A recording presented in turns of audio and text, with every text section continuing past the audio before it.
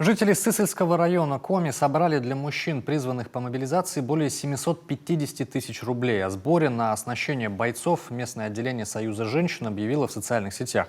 Такую сумму удалось набрать буквально за 3 дня. Средства пошли на сухпайки, экипировку, теплое белье и одежду, медикаменты, воду, дождевики и пособия по выживанию в боевых условиях.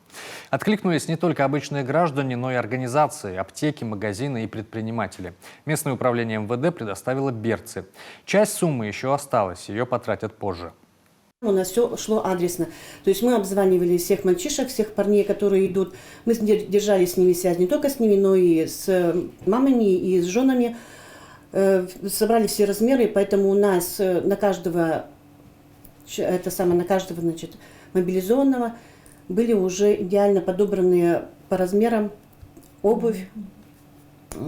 Мы также начали покупать, конечно, рюкзаки, карабины, зажигалки, налобные фонарики, сотовые телефоны.